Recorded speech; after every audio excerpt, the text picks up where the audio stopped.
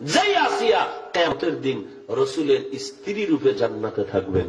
আলহামদুলিল্লাহ ওয়াসসালাতু ওয়াসসালামু আলা রাসূলিল্লাহ ওয়া আলা আলিহি ওয়া সাহবিহি ওয়া মান ইহতাদা বিহুদা মা বা'দ। সম্মানিত দর্শক শ্রোতা, এ পর্যায়ে আজকে আপনাদের সামনে আমাদের বিষয় হচ্ছে যে অত্যন্ত প্রসিদ্ধ একটি কথা আমরা শুনতে পাই, একটি ঘটনা ওয়াজ মাহফিলে এবং বিভিন্ন লেখনীতেও অনেকেই এটা প্রচার করে থাকেন যে আল্লাহ নবী সাল্লাল্লাহু আলাইহি ওয়াসাল্লামের সাথে জান্নাতে বিয়ে শাদীর ব্যবস্থা হবে মারিয়াম এবং আসিয়া আলাইহিমাস সালাম এর এবং ইনাদের। তো আসুন আমরা একটু পর্যালোচনা করি যে এই কথাগুলো যে আমরা বলি, আমরা মনে করি যে আল্লাহ নবী সাল্লাল্লাহু আলাইহি ওয়াসাল্লামের এটা একটা সান্ত্বনার ব্যবস্থা হলো, তার একটা সম্মানের ব্যবস্থা হলো, কিন্তু যদি এটা সাব্যস্ত না হয় তাহলে তো এটা হচ্ছে কি আমাদের মা জান আয়েশা রাদিয়াল্লাহু আনহা, খাদিজা রাদিয়াল্লাহু আনহা, তাদের অপমান। আপনি সম্মান বাড়াতে চাচ্ছেন নবী সাল্লাল্লাহু আলাইহি ওয়াসাল্লামের, এবং ওই দুইজন বিদুষী মহিলা, এতে কোনো সন্দেহ নেই ইসলামের ইতিহাসে তাদের অনেক বড় ভূমিকা রয়েছে। তাদের ইমানি পরীক্ষায় এবং তাদের যে মর্যাদা আল্লাহ দিয়েছেন সেটা মানে অনস্বীকার্য, তার ফজিলত অপরিসীম। কিন্তু আপনি যে একটা কথা বলবেন সাব্যস্ত আসছে কিনা এটা তো জেনে শুনে বলবেন।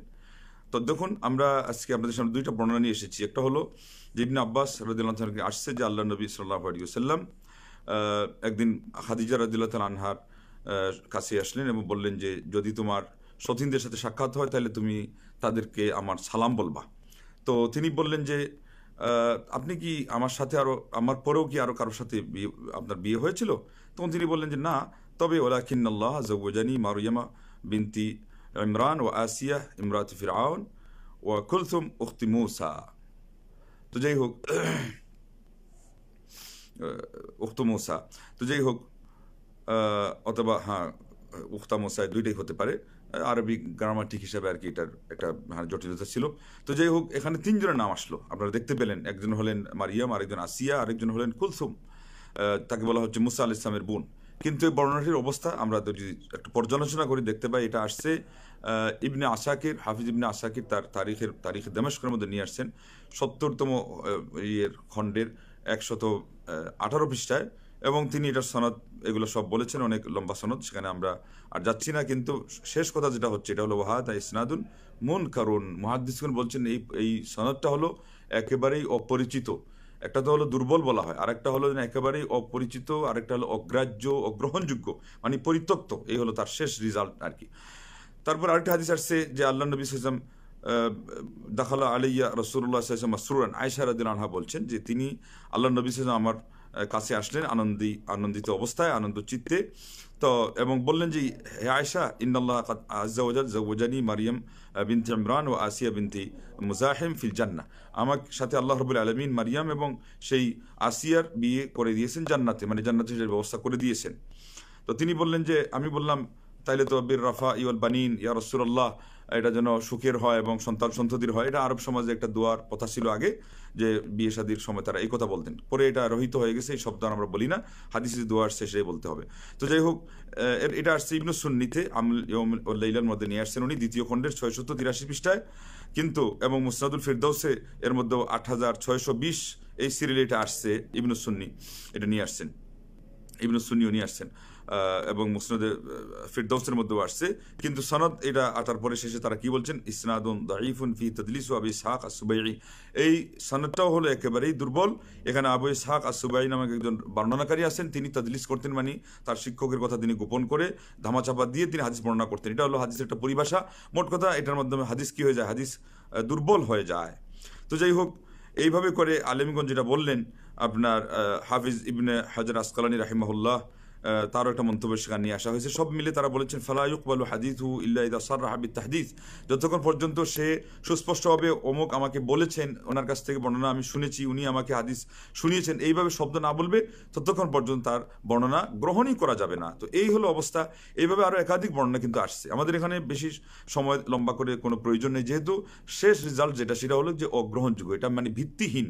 কিন্তু আমাদের সমাজে যারা বলে থাকেন তাদের ব্যাপারে আরেকটা কথা সেখানে তৃতীয় আছে, সেটা হলেই যে এই দুই হাদিস দুর্বল এটাই নয়, এবং একাধিক আরো সনদে অনেক হাদিস আসবে এটাই নয়। সেখানে আরেকটা পয়েন্ট হলো যে ওনারা দুর্বল কি সবল, বিশুদ্ধ কি অশুদ্ধ, ওগুলো দেখা ছাড়াই তাদের কিছু নিজস্ব বইপত্র আছে, নিজস্ব কিছু মানে গল্প বলার কিছু একটা প্রবণতা আছে, ওখানে তারা পেয়ে গেলেই মানে আরেকজন বলেছে অথবা যে কোনো একটা মুটের উপর একটা বইয়ের মধ্যে বাংলায় লেখা, সেটা হয়তো কোনো একটা গ্রহণযোগ্য লাইব্রেরিতেও নাই, যে কোনো জায়গায় পাওয়া গেছে, এরকম একটা বই পড়ে আমাদের মঞ্চে মানুষকে কি করতে হবে, একটা জিনিস শুনিয়ে তাক লাগিয়ে দিতে হবে, এই হলো আমাদের একটা প্রবণতা।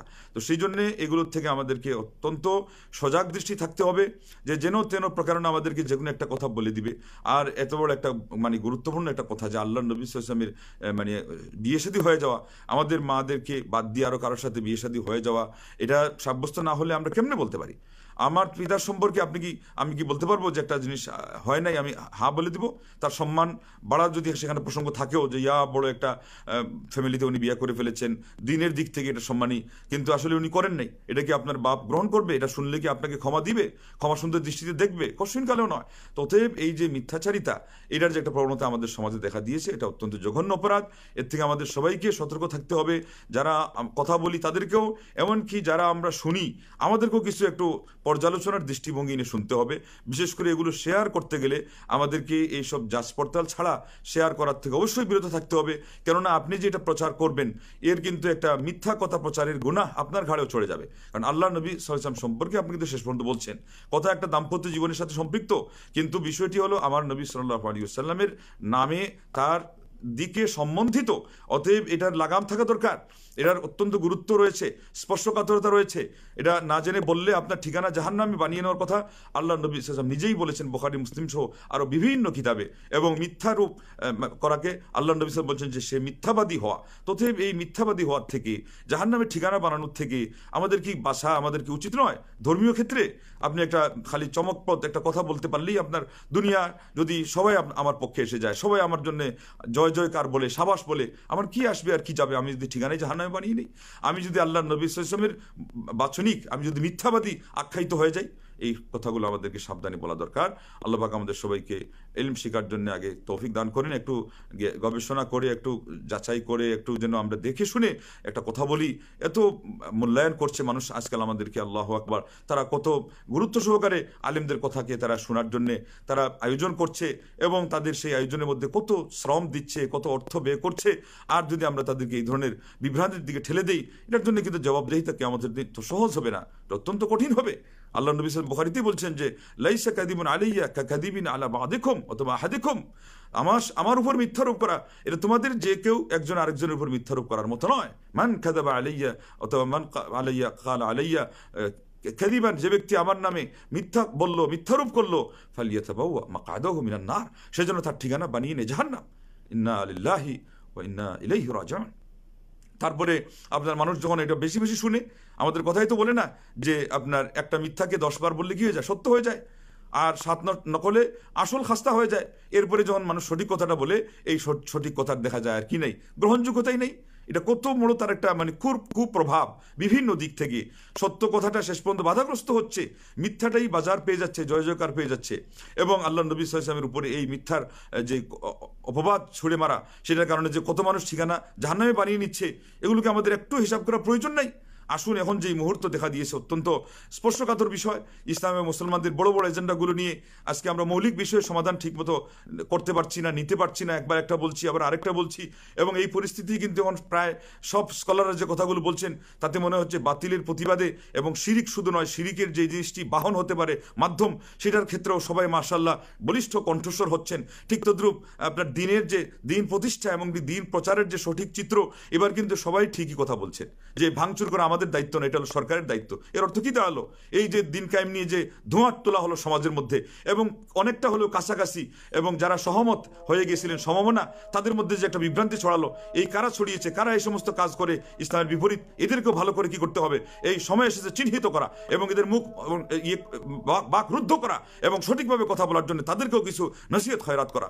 এবং যাদেরকে নিয়ে আপনারা এত স্বপ্ন দেখবেন, যাদের পেছনে এত কিছু আপনারা ত্যাগ দিবেন, তারা যদি আপনাদেরকে সঠিক তথ্য উপাত্য এগুলো উপহার না দেয়, তাইলে পরে যেটা খেয়ানত করলো এই ব্যাপারে সবাইকে সোচ্চার হতে হবে। এবং আল্লাহর দিন এটা আমানত, সবচেয়ে বড় আমানত আমার নবী সাল্লাল্লাহু আলাইহি ওয়াসাল্লাম রেখে যাওয়া।